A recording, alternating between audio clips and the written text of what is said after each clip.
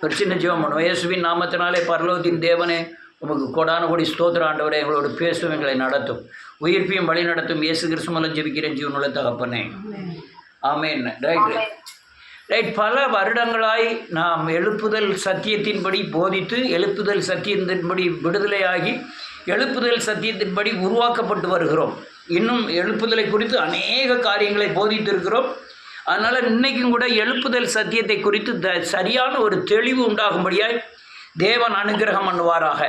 அதனால் நம்ம ஏதோ எல்லா சபையும் ஒன்று போல் அல்ல, நம்ம சபை ஊழியம் அல்ல, தேசத்தை ரட்சிக்கக்கூடிய எழுப்புதல் ஊழியம் செய்வதற்காக ஆயத்தமாக்கி கொண்டிருக்கிறோம். பல வருடங்களாக ஆயத்தமாக்கி கொண்டு இருக்கிறோம். ஏனென்றால் இது கற்றுக்கொள்ள வேண்டிய பாடங்கள் நிறைய இருக்கிறதுனால தேவனை விசுவாசிக்கிறதுக்கு உண்டான அநேக பாடங்களை கற்றுத்தந்து தேவன் அவரை விசுவாசித்து இந்த எழுப்புதலில் அநேகரை சாப பிடியிலிருந்தும் பாவ பிடியிலிருந்தும் செய்வனை பிடிகளிலிருந்தும் அநேகரை விடுதலை ஆக்கினதை நாம் கண்ணார கண்டோம். ஏதோ சொல்லி ஜெபம் பண்ணிட்டு கடந்து போவதற்காக அல்ல, அநேகர் மீட்கப்பட்டதை நாம் கண்ணார கண்டதை அல்லேலூயா நன்றி நாம் அறிவோம். ஒவ்வொரு குடும்பமும் ஒவ்வொரு பிரச்சனையிலிருந்து விடுதலை ஆனதை பார்த்துருக்கிறோம். அதனால் இப்போ மற்ற சபைகளைப் போல மாமிச கிளர்ச்சியை உண்டு பண்ணி ஆண்டவரே ஆண்டவர் சுகம் தருகிறார், உன்னை ஆசீர்வதிக்கிறார், உன்னை அபிஷேகிக்கிறார், உன்னை ஆவியினால் நிரப்புகிறார் அப்படின்னு பொய்யான அதாவது இந்த உலகத்திற்கு அடுத்த காரியங்களுக்காய் போதித்து அவர்களை ஆண்டவரை சரியான ஓட்டத்தில் ஓட விடாமல் குறிப்பிட்ட ஓட்டங்களுக்கு அப்புறம் அவங்க சோர்ந்து போகிறதை நாம் இந்த பூமியிலே பார்க்கலாம். ஆனால் எழுப்புதல் சத்தியங்கள் அப்படி அல்ல. ஒரு மனிதன் எழுப்புதல் சத்தியத்திற்குள்ளே வந்தானே ஆனால் அவன் கடைசி வரை அந்த எழுப்புதல் சத்தியத்திலே ஓடிக்கொண்டிருப்பான். அதுதான் இந்த எழுப்புதல் சத்தியத்தில் உள்ள உயர்ந்த தன்மை. அதுதான் நீங்கள் குறிப்பிட்ட வருஷங்கள் இந்த எழுப்புதல் சத்தியத்தை புரிந்து கொண்டீர்களானால் அதுக்கப்புறம் இந்த சபையை விட்டு நீங்கள் போனாலும் இந்த எழுப்புதல் சத்தியத்தை விட்டு நீங்கள் விலக முடியாதபடி நீங்கள் கரெக்டாக ஓடிட்டே இருப்பீங்க. அதனால் நீங்கள் எழுப்புதல் சத்தியத்தில் உருவான பிறகு ஒருவேளை இந்த சபையை விட்டு போன அநேகர் எந்த சபைக்கு போனாலும் அது செட் ஆகாது. இப்போ செட் ஆனாலும் இவங்க இங்கே போதித்த அறிந்து கொண்ட சத்தியத்துக்கு ஏற்றாற் போல மற்ற இடத்துல போதிக்கிற சத்தியத்திற்கு தனக்கு வேண்டிய ஆகாரத்தை எடுத்துக்கொள்வார்கள். இதுதான் காரியம். கர்த்தாவே உமக்கு சோத்திரம். எழுப்புதல் பற்றி அல்லேலூயா பல இடங்களில் அல்லேலூயா எழுப்புதல் தலை என்று தலைப்பு போட்டு கூட்டங்கள் பெருங்கூட்டங்கள் நடத்தப்படுகிறது. அவர்கள் எல்லாரும் எதை எழுப்புதல் என்று நினைக்கிறார்கள் என்றால் அல்லேலூயா சத்தம் போட்டு பேசுவது, அல்லது அநேக பாடல் பாடுவது, அல்லது ஆவியிலே நிறைவது, அல்லது அந்நிய பாஷை பேசுவது, அல்லது கூட்டங்கள் அதிகமான கூட்டங்கள் வருவது, அது அல்லது அல்லேலூயா வேத வசனத்தை ஏதாவது ஒரு வேத வசனத்தை சொல்லி அதை அந்த உலகத்துக்கு அடுத்த வேத வசனமாகிய ஆசீர்வதிப்பார் அல்லது ஆவியிலே நிரப்பப்படுவதற்குண்டான வசனங்களை சொல்லி அதில் மக்களை நிறுத்த நினைக்கிறாங்களா, அதை எழுப்புதல் என்று நினைக்கிறார்கள். எழுப்புதல் என்றால் சரியானபடி புரிந்து கொள்ள வேண்டும். எழுப்புதல் என்றால் மழுப்புதல் எழுப்புதல் அல்ல. எழுப்புதல் என்றால் ஒவ்வொரு தனிப்பட்ட ஆத்துமாக்குள்ளும் தன்னுடைய பலன் அறிந்து தேவனுக்காய் ஓடுகிற ஓட்டத்தின் பிரயாசத்தை கொடுப்பதுதான் எழுப்புதல். எழுப்புதல் என்றால் அல்லேலூயா மரித்த ஆத்மாவுக்குள் ஜீவனாகிய கிறிஸ்து நுழைந்து ஜீவ ஆத்மாவாக மாறுவதுதான் எழுப்புதல். ஏதோ நான் சும்மா கத்திக்கிட்டு இருக்கேன், அப்புறம் நீங்கள் பாட்டில் போல் இருந்துட்டு அல்லது உறங்கிட்டு போகலான்னு நினைக்காதீங்க. நான் கேட்பேன், கடைசியில் என்னென்ன சொன்னங்கிறத கேட்பேன், அதை புரிஞ்சுக்கிடுங்க. இயேசுவின் எழுப்புதல் என்றால் மரித்த ஆத்மாக்குள் ஜீவனாகிய கிறிஸ்து நுழைந்து ஜீவ ஆத்மாக மாறுவதுதான் எழுப்புதல். இது தரிசனம் என்றால் நம்முடைய தரிசனம் எழுப்புதல் தரிசனம். இந்த பர்னபாஸ் வீட்டில் ஒரு ஜெபக்கூட்டம் நடத்தும்போது இந்த மாராந்தையிலேருந்து 2 பையங்க வந்திருந்தாங்க. அவங்ககிட்ட எழுப்புதல் என்றால் நீ என்ன உபதேசம் அப்படின்னு நாங்கள் உபதேசம் மோகன்சி லாசரஸ் உபதேசம் அப்படின்னாங்க. அல்லேலூயா. ஏன்னா அவன் பார்வைக்கு மோகன்சி லாசரஸ் அநேகரை வீழ்த்துகிறதாலாம் காண்கிறேனே தவிர உயிர்ப்பிக்கிறதாய் காணவில்லை. அநேக ஜனங்கள் போய் வீழ்த்தப்படுகிறார்கள். தன்னுடைய அதே மாதிரி சபைகளும் இல்லை, என்ன செய்ய முடியும்? அவர் சொல்கிற உபதேசத்தை கேட்டுட்டு வர்றாங்களே தவிர, நீ ஜெபமண்ணியா, மனம் திரும்பினியா, பாவமணி பரிச்சயத்தை பற்றியா, மறுரூபமானியா, சத்தியத்தை கைகொள்ளுகிறாயா, அல்லலியா, பாவம் செய்கிறாயா, பாவத்திலிருந்து விடு, இந்த தனித்தனி மனிதனுக்காய் நடத்தப்படக்கூடிய காரியங்கள். அதனால் மோசே 6 லட்சம் பேரை நடத்தினான். அவன் எப்படி நடத்தினான்னா, 1000 பேருக்கு ஒருவனும், அல்லலியா 100 பேருக்கு ஒருவனும், 10 பேருக்கு ஒருவனுமாய் நியமித்து அப்படி அங்கங்கே பிரித்து விட்டு அது அல்லலியா ஜனங்களை நடத்தினான். அந்த தன்மை இங்கே இல்லை. அதனால் இன்னும் பால் குடிக்கிறவர்களாகவே காணப்படுகிறார்கள். வல்லமையான மாம்சத்தை உண்கிறவர்களாய் காணப்படவில்லை. அதனால் நான் மோன்சி ஐயாவை நான் குறைச்சி பேசலை. ஆனால் அவர் ஸ்டார்டிங் பீரியட் தான். அவர் சுவிசேஷகர். மரத்தை வெட்டி போடுவாரே தவிர அவரால் அதுக்கு அப்புறம் உள்ளதை செய்யணும்னா சபைகள் தான் செய்யணும். சபைகளை அந்த வெட்டி போட்ட மரத்தை, அதாவது ரட்சிக்கப்பட்ட ஜனங்களை கொண்டு வந்து உருவாக்கணும். தேவன் அவர்களுக்குள்ள தங்கும் ஆலயமாய் அவர்களை உருவாக்கணும். அதனால் நன்றியோடு கூட துதிக்கிறேன். அந்த கிரியைகளை சபை செய்வதற்கு சபையும் இன்றைக்கி ஆயத்தமாக இல்லை, சபை இல்லவும் இல்லை. சபை நடத்துவதற்கு பயங்கரமான பிசாசின் போராட்டங்களும் எதிர்ப்புகளும் இருக்கிறது. ரைட், இயேசுவின் நாமத்தினால. இப்போ நம்முடைய தரிசனம் என்ன என்றால், எழுப்புதல் தான் நம்ம தரிசனம். எழுப்புதல் என்றால் அநேகரை ஜீவனுக்குள் பிரவேசிக்க வைப்பது தான் எழுப்புதல். நன்றியோடு துதிக்கிறேன் இயேசுவின் நாமத்தினாலே. இந்த எழுப்புதலை அநேகர் ஏற்றுக்கொள்ளாததின் காரணம், அல்லையா, நம்ம திட்டம் சரியில்லை. ஒவ்வொரு சபைகளுக்கும் உள்ள திட்டங்கள் வேறு.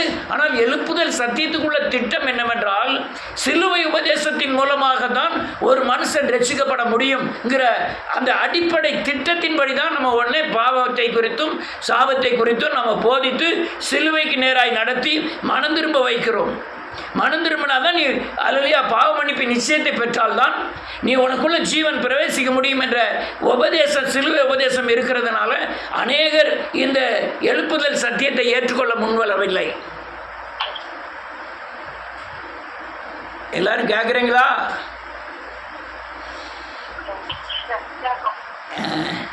நல்லா கேளுங்க. அதனால் ஏன் பரவாயில்லன்னா, சிலுவை உபதேசம் ஒரு மனிதனுக்கு அவன் சரீரத்துக்கு தேவையான காரியங்களுக்கு பூர்த்தி செய்யும்படியாய் நீங்கள் பிரசங்கித்தீர்னா அநேகர் வருவார்கள். ஆனால் உன் ஆத்மா வாழ்க்கை முறையை தொட்டால் ஒருவனும் வரமாட்டாங்க. யார் வருவாங்கன்னா, தேவனால் தெரிந்து கொள்ளப்பட்ட மக்கள் மட்டும்தான் வர முடியும். தேவனால் யாரெல்லாம் தெரிந்து கொள்ளப்பட்டார்களோ அவர்கள் மட்டும். ஆனால் சிலுவை உபதேசத்துக்கு வந்த பிறகு அவங்க எந்த உபதேசத்தையும் ஏற்றுக்கொள்ள மாட்டார்கள். நகை கழட்டுகிற உபதேசம், உடை உடுத்துகிற உபதேசம், 7ஆவது நாள் உபதேசம், அல்லலியா, எப்படி அநேக உபதேசங்கள் இருக்கிறது. அதனால் இந்த சிலுவை உபதேசம் தான் சிறந்த அல்லலியா தேவ திட்டம். அதுக்கடுத்தால இந்த தேவ திட்டத்தை நிரூபிப்பது அக்கினி அபிஷேகம். நீங்கள் கிறிஸ்துக்குள்ளே வந்த உடனே நீங்கள் அறிந்தோ அறியாமலையோ எழுப்புதலுக்கு வந்த உடனே நீங்கள் அக்கினி அபிஷேகத்தினால் நிரப்பப்படுவீர்கள்.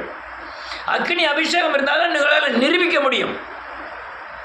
அக்கினி அபிஷேகம் இருந்தால் தான் உங்கள் வீட்டில் சாட்சிகள் ஏற்படும். அநேக சாட்சிகளினாலே உறுதிப்படுத்துவார் கர்த்தர். ஆவி ஆத்மா சரீரத்தில் அபிஷேகத்தை பெற்று அல்லலியா மாம்ச வைராக்கியம் கொள்வதே அக்கினி அபிஷேகம். அக்கினி அபிஷேகம் என்ன செய்யும்னா, அல்லலியா மாம்சத்தை சுட்டு அதற்கு உள்ளே இருக்கிற மாம்ச கிரியைகளை அழிக்கும். நீங்கள் எல்லோரும் இந்த சீடியை திருப்பி இந்த போட்டுக்காகணும். அந்த வீடியோவை ரொம்ப முக்கியமான ஒரு வீடியோ. அதனால் வீடியோவை போட்டு கேட்குறது ரொம்ப நல்லது. அதனால் நிரூபிப்பது அக்கினி அபிஷேகம். இந்த அக்கினி அபிஷேகம் என்ன செய்யும்னா, ஒரு மனிதனுக்குள் நுழைந்து அவனுக்குள் அந்தரங்கத்தில் இருக்கிற பாவத்தின் தன்மையை சுட்டடிக்கும். எலியா அப்படி தான் செய்தான். அதனால் அந்த மீட்பு என்னன்னா, பாவ சாபத்தில் இருந்து இந்த பூமியில் மீட்கப்படுவது. அதனால தான் அநேகர் என்ன சாப பாஸ்டர்னே சொல்ல ஆரம்பிச்சிட்டாங்க. அடிக்கடி சாபத்தை குறித்து பேசுகிறதுனாலும் பாவத்தை குறித்து பேசுகிறதுனாலும் இந்த சாபத்தின் தன்மை கொடுமை என்ன, சாபம் எப்படியெல்லாம் செய்யும் அதெல்லாம் பேசுகிறதுனால அநேகருக்கு அல்லையா அந்த சாப வார்த்தைகள் அவங்களுக்கு பிடிக்கிறதில்லை. என்ன ஒயாமல் சாபத்தை குறித்து பேசுகிறான் அப்படின்னு நினைக்கிறாங்க. மீட்டெடுக்க வேண்டிய இடமே அந்த சாபத்தின் தன்மைகள் தான். நீங்கள் மீட்டெடுக்க வேண்டிய இடமே அந்த பாவத்தின் தன்மைகள் தான். அதிலிருந்து நீங்கள் வெளியே கொண்டு வந்தாதான் நீங்கள் மீட்கப்பட்டதின் அடையாளம். சாபத்தை வைத்துக்கொண்டோ பாவத்தை வைத்துக்கொண்டோ அல்லேலூயா நீ பரலோக ராஜ்யத்துக்குள்ளே நுழைய முடியாது. ஒருவேளை பாவ சாபத்திலிருந்து அல்லேலூயா மீட்டெடுக்கப்பட்ட பின் நீங்கள் செய்கிற தவறுகள், அக்கிரமம், மீறுதல்கள், செய்த காரியம் நம் மீட்டெடுக்க பிறகு ஜெப கூட்டத்தை கட் பண்ணுவதும், தேவனை சேவிக்கிறதை குறைப்பதும், வேதவசனத்தை, இதெல்லாம் மீறுதல் அக்கிரமங்களுக்குள்ளே சேரும். அநேகர் அந்த தன்மைக்குள்ளே தான் இருக்கிறாங்க இயேசுவின் நாமத்தினால. நன்றியோடு அதை மீட்கப்பட்ட பிறகு நம்முடைய நோக்கம் என்னென்னா பரலோக ராஜ்யத்துக்கு ஆயத்தமாக்குவது.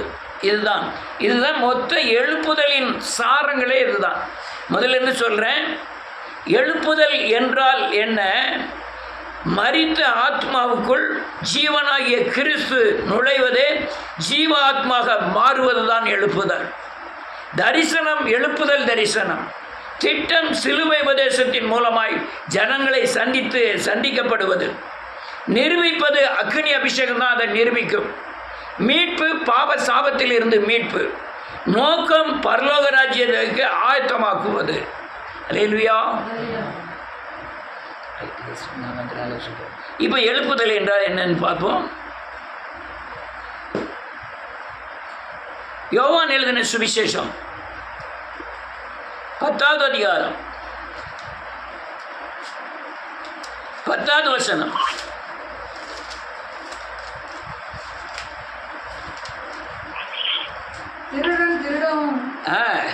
திருடன் திருடவும் கொல்லவும் அழிக்க வருகிறான் என்று ஆமென். வேறொன்றுக்கு வரான். நானும் அவர்களுக்கு ஜீவன் உண்டாயிருக்கவும் ஆமென் அது பரிபூர்ணப்படவும் வந்தேன். நல்ல கேளுங்க. திருடன் திருடவும் கொல்லவும் அழிக்கவும் வருகிறானே என்று வேறு ஒன்றிற்கும் வரான். நான் ஜீவன் உண்டாயிருக்கவும் பரிபூர்ணப்படவும் வந்தேன். திருடன் இந்த உலகத்தின் திருடன் இல்லை, பிசாசை தான் திருடன் சொல்லுது. அது எதை திருடா சொல்லுதுன்னா ஆத்மாவை திருடி நரகத்திற்கு ஆயத்தம் பண்ணும்படியாய் திருடன் வருகிறான்.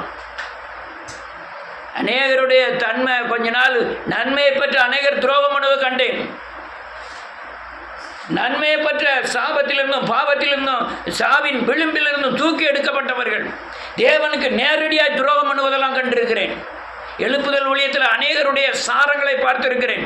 தேவனுக்காக எதையும் இழக்கக்கூடிய அளவுக்கு ஓடின ஆட்கள் எல்லாம் அல்லேலூயா கொஞ்ச அடுத்த ஸ்டெப் வரும்போது வீழ்ச்சியை காண்பதை கண்டிருக்கிறேன். ஏன்னா அவங்க சரியானபடி தேவனை சேவிப்பது இல்லை.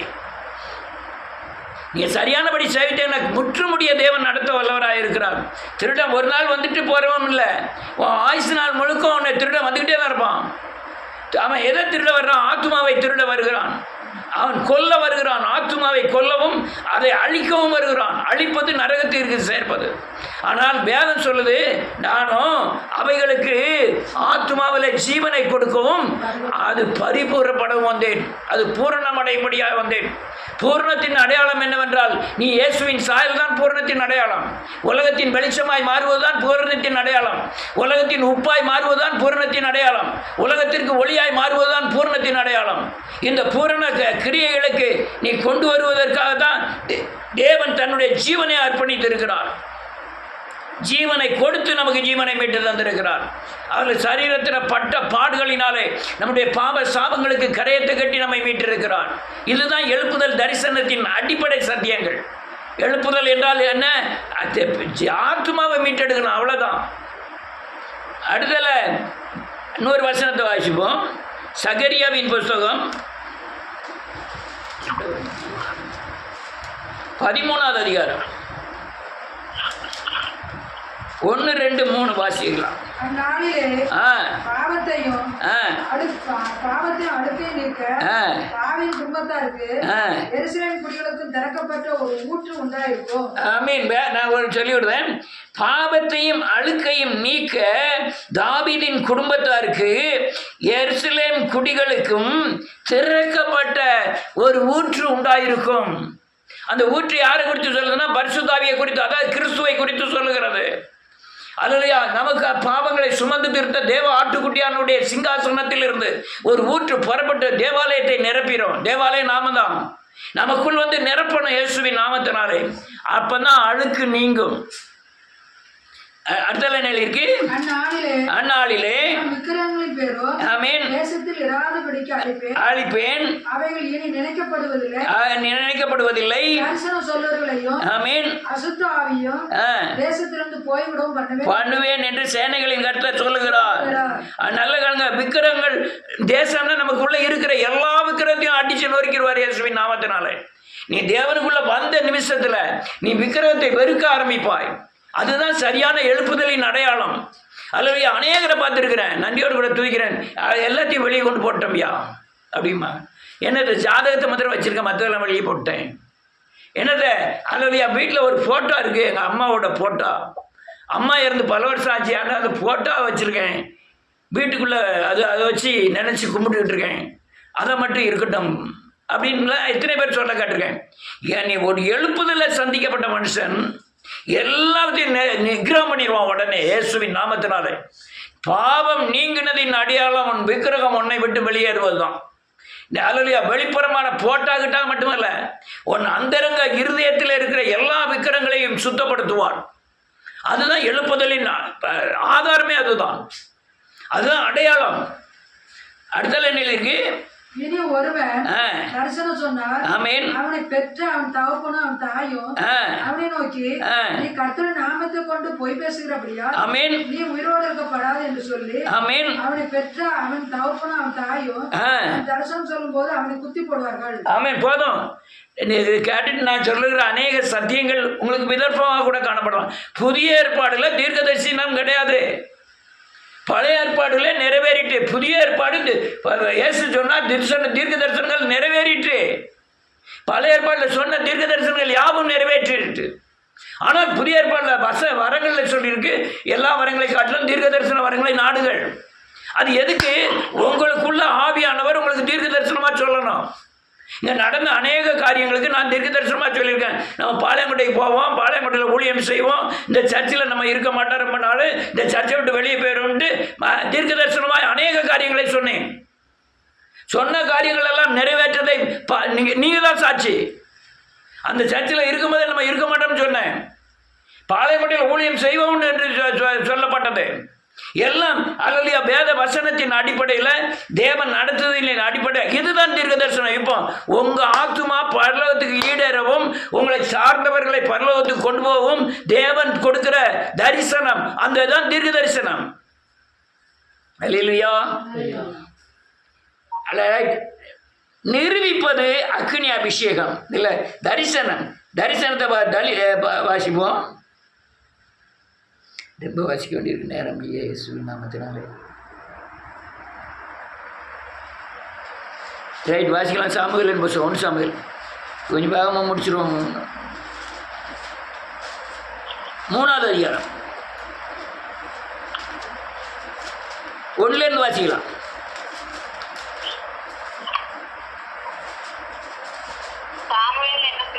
ஆமீன். முன்பாக கர்த்தருக்கு பணிவிடை செய்து கொண்டிருந்தான். ஆமென். அந்நாட்களிலே கர்த்தருடைய வசனம் அற்புதமாய் இருந்தது. பிரத்யேகமான தரிசனம் இருந்ததில்லை.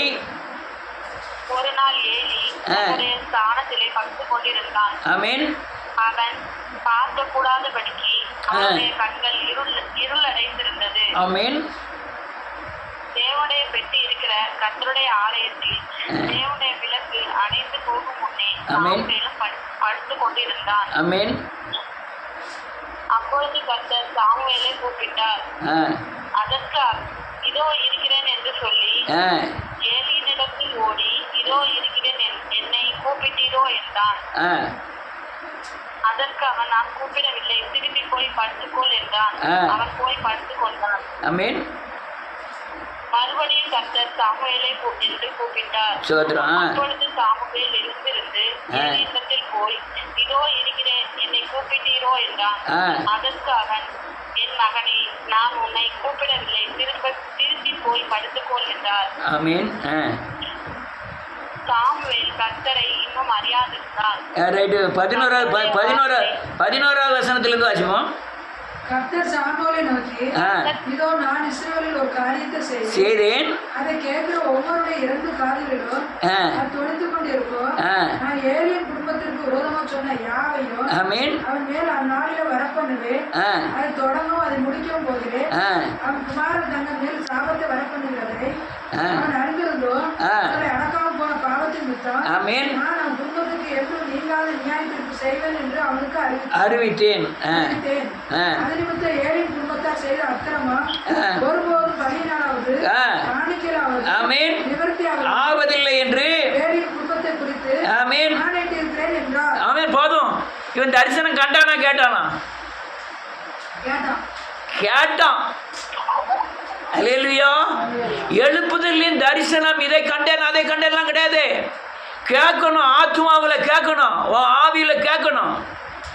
அல்லேலூயா. ஒவ்வொரு காரியங்களையும் ஆத்துமாவில் கேட்கணும், இருதயத்தில் கேட்கணும். அவன் தரிசனத்தை கேட்டான். புதிய ஏற்பாடுல அல்லேலூயா தரிசனங்கள் பிக்சர் அல்ல. அல்லேலூயா இருதயத்தின் ஆழத்தில் தோன்றுகிற ஒரு காரியம். அதை பார்த்த இதை பார்த்தெல்லாம் கிடையாது. நீங்கள் வெளிப்படுத்தின விசேஷத்துலையும் பிக்சர் அல்ல. வெளிப்படுத்தின விஷயத்தில் அல்லையா ஒரு சில காரியங்கள் பிக்சராக காணப்பட்டிருக்கு. அது யோவான் சாணன் சொல்கிறாரு. நான் அல்லையா கண்டேன் அப்படின்னு. அதாவது சமுத்திரத்திலிருந்து ஒரு மிருகம் ஏறி வர கண்டேன், ஒரு ஸ்திரீ ஏறி வர கண்டேன் அப்படிலாம் சொல்கிறாரு. நீங்கள் மற்ற அநேக இடங்களில் இந்த எழுப்புதலின் தரிசனங்கள் பூராமே இருதயத்தில் தோன்றுகிற ஒரு அசைவு, ஒரு பேச்சு, ஒரு கேட்டல். 100 வசனத்தை வாசிப்போம்.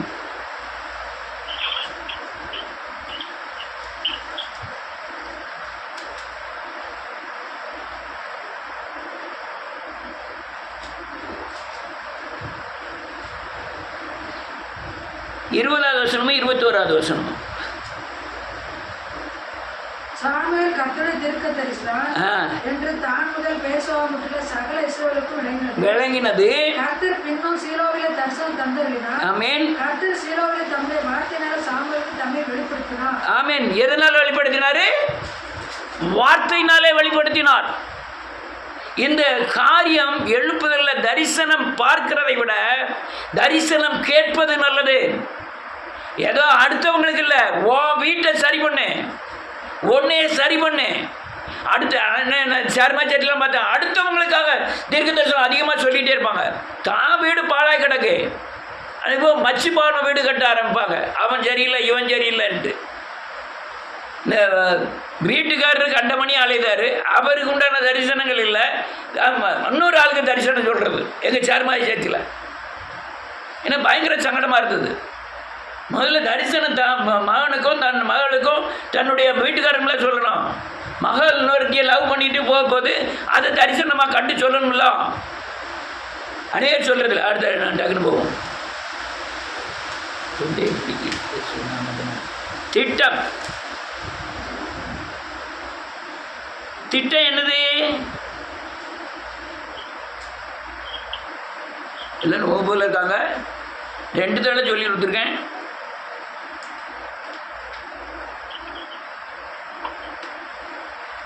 சிலுவை உபதேசத்தின் மூலமாய் ஜனங்கள் ரட்சிக்கப்படுவது தேவ திட்டம். சொல்லுங்க.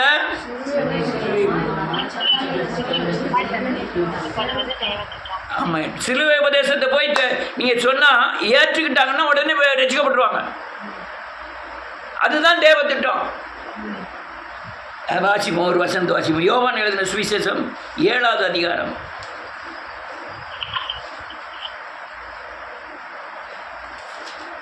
16வது 16வது வசனம் 17வது வசனம். இயேசு அவர்களுக்கு பிரதித்திரமாக, என் உபதேசம் என்னுடையதாய் இராமல் என்னை அனுப்பியுடையதாய் இருக்கிறது. அவருடைய சித்தத்தின்படி செய்ய மனதுள்ளவன் எவனோ அவன் இந்த உபதேசம் தேவனால் உண்டாயிருக்கிறதோ நான் சுயமா பேசுறேனா என்று அறிந்து. நல்ல கவனிங்க. யா எழுப்புதலை ஏற்றுக்கொள்ள மாட்டேங்காங்க. எத்தனையோ நான் இதுக்குள்ள பாலங்கோட்டையில் ஏகப்பட்ட பேரை சந்திச்சுட்டேன், நிறைய பேரை சந்திச்சுட்டேன். ஆனால் நல்லா வந்து ஜோகட்டெல்லாம் உட்காருறாங்க, பேரெல்லாம் சொல்கிறாங்க, சாட்சியெல்லாம் சொல்கிறாங்க. ஆனால் நீங்கள் சிலுவை உபதேசம்னு போனால் ஏற்றுக்கொள்ள மாட்டேங்காங்க. ஏன்னா எங்கேயுமே இந்த மனம் திரும்புதலுக்கும் பாவ மன்னிப்பின் நிச்சயத்துக்கும் அவர் பேசவே இல்லை. நல்ல கலங்க, பைபிளே சிலுவையை மையமாக கொண்டு தான் பைபிள். நீ மனம் திரும்பி பாவ மன்னிப்பின் நிச்சயத்தை பெற்றால் தான் கிறிஸ்துக்குள்ளே நீ போக முடியும். ஆனால் இந்த கிறிஸ்துக்குள்ளே போக முடியாத ஒரு பயங்கரமான பிசாசின் கிரியை சிலுவை உபதேசத்தை தடை பண்ணி வச்சிருக்கு. இயேசுவே கிறிஸ்து என்று பிரசங்கித்தார்கள், அவங்கள தான் ஜெபாலயத்தில் அடித்தாங்க. ஜெபாலயத்தில் என்ன சொன்னான், நீ இயேசுவே கிறிஸ்து என்று பிரசங்கிக்க கூடாதுன்னு சட்டங்களே போட்டாங்க. அதனால இந்த உலகத்தில் யாருக்கு எதிர்ப்பு அதிகமாக வரும்? சிலுவை உபதேசத்துக்கு தான் எதிர்ப்பு. யாருக்கு அதிகமான அல்லையா ஊழியத்தின் பங்குகள் கிடைக்கும்? சிலுவை உபதேசத்திற்கு. யார் மூலமாக அநேகர் ரட்சிக்கப்படுவார்கள்? சிலுவை உபதேசத்தின் மூலமாக தான். அதனால் அதே வசனத்தை நான் வாசிக்கிறேன். தொண்டை கடுமையாக கட்டுது. 16வது வசனம். என் உபதேசம் என்னுடையதாயிராமல் என்னை அனுப்பினருடையதாய் இருக்கிறது.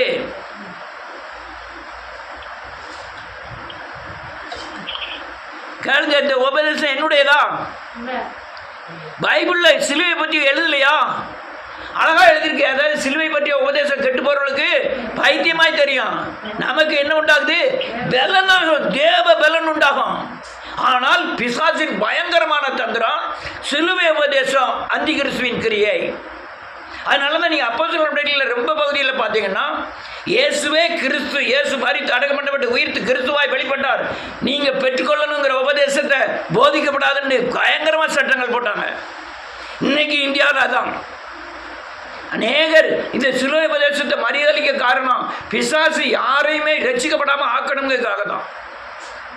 அதனால் அவருடைய 17வது வசனம், அவருடைய சித்தத்தின்படி செய்ய மனதுள்ளவன் எவனோ அவன் இந்த உபதேசத்தை தேவனால் உண்டாயிருக்கிறதோ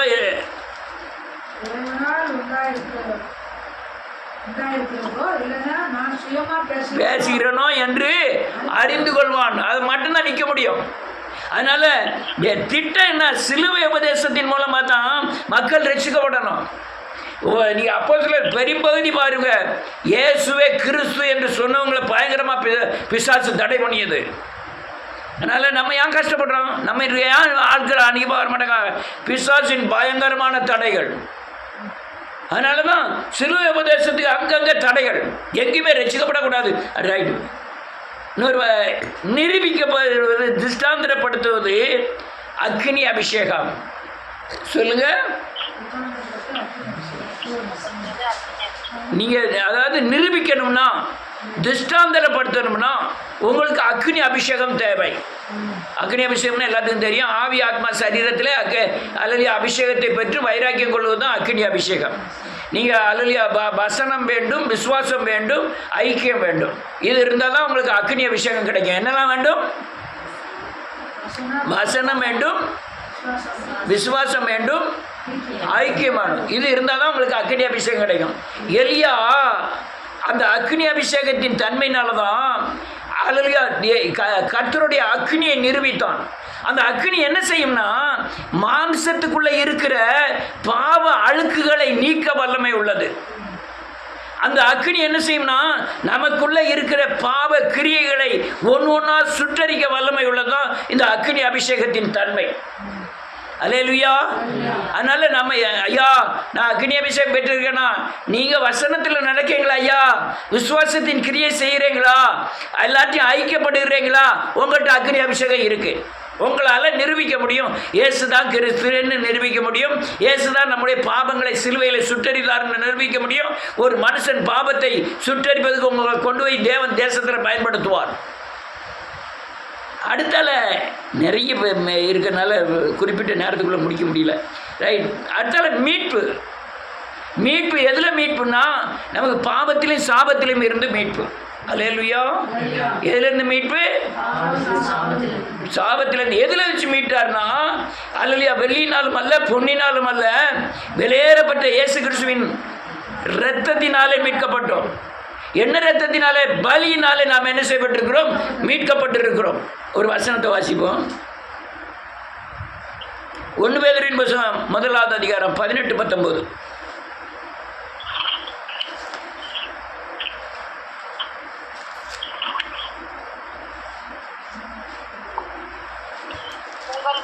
ஆதலால் பாரம்பரியமாய் நீங்கள் அனுசரித்து வந்த வீணான நடத்தை நின்று ஆமென்.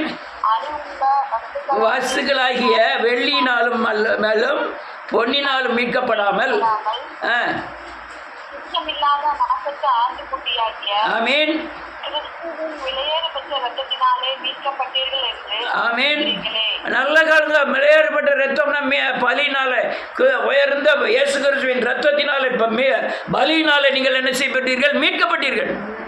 மீட்பு எதனால் உண்டாருன்னா இயேசு கிறிஸ்து சிலுவையில் மரித்ததன் காரணமாக உண்டானது. அவருடைய பலியினாலே உண்டானது மீட்பு. ஆட்டுக்குட்டி அல்லலியா கடாய் இவர்களுடைய இரத்தத்தை மீட்கப்படுவதில்லை. இயேசுவின் ரத்தம் தான் நம்மளை மீட்டது. யாரெல்லாம் இயேசு கிறிஸ்துவின் ரத்தம் என்னை மீட்டிருக்கிறது விசுவாசிக்காங்களோ அவங்களாம் மீட்கப்படுவார்கள்.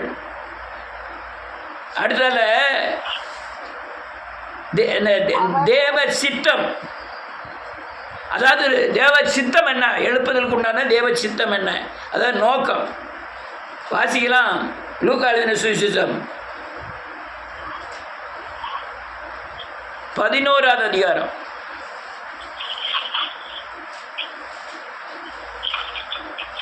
1வது வசனம் 2வது வசனம். அதற்கு அவர், நீங்கள் ஜெபம் பண்ணும்போது பரமண்டலங்களில் இருக்கிற எங்கள் பிதாவே, ஆமென், உம்முடைய நாமம் பரிசுத்தப்படுவதாக வருவதாக. நல்ல கழுகை அவருடைய சித்தம் பரமண்டலத்தில் செய்யப்படுவது போல இந்த பூமியிலே செய்யப்படுவதாக. ஆமென். தாரும். ஆமென். மன்னிக்கிறோமே. ரட்சித்துக் கொள்ளும். அல்லேலூயா. பரமண்டலத்தில் செய்யப்படுகிற சித்தம் பூமியில செய்யப்படணும். அப்போ பரமண்டலத்தில் என்ன சித்தம்? எல்லாரும் ரட்சிக்கப்பட வேண்டும் என்பதே தேவனுடைய சித்தம். அந்த சித்தத்தை நிறைவேற்றுவதுதான் எழுப்புதல். அல்லேலூயா. நம்முடைய நோக்கம் விசுவாசிகளுக்குள்ள இருக்கிற பணத்தின் மேலேயோ விசுவாசிகளுக்குள்ள இருக்கிற உலக பொருட்கள் மேலேயோ அல்ல. அந்த ஆத்மா ரட்சிக்கப்பட்டு பரலோகத்துக்கு ஆயத்தமாகணும். இதுதான் தேவனுடைய சித்தம். எழுப்புதலின் சித்தமே இதுதான். பரமண்டலத்தில் செய்யப்படுகிறது போல பூமியிலே செய்யப்படுவதாக. தேவனுடைய ராஜ்யம் பூமியிலே வரும்படியாய் தேவனுடைய ஆளுகைக்கு ஒவ்வொரு ஆத்மாவும் உட்படணும். அதுதான் தேவனுடைய சித்தம். நான் டக்குன்னு சொல்லி முடிக்கிறேன், நேரம் ஆயிட்டு. எழுப்புதல் என்றால் என்ன? டக்குன்னு சொல்லுங்க. எழுப்புதல் என்றால் என்ன?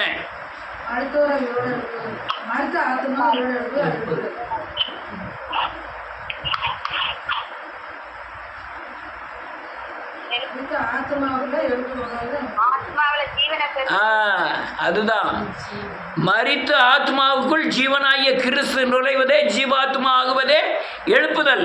ரைட். தரிசனம் என்ன? எழுப்புதல் தான் நமக்கு என்னது? தரிசனம். தரிசனம் என்றால் பார்வை, நம்முடைய பார்வை. திட்டம் என்ற இது சிலுவை உபதேசம் மூலமாய் ஜனங்கள் சந்திக்கப்படுவது திட்டம். நிரூபிப்பது என்ன? எழுப்புதலை நிரூபிக்கிறது என்னது? கரெக்டு. மீட்பு எதிலிருந்து மீட்கப்போம்? பாவ சாபத்திலிருந்து மீட்போம். தேவனுடைய நோக்கம் என்ன? அதாவது சித்தம்.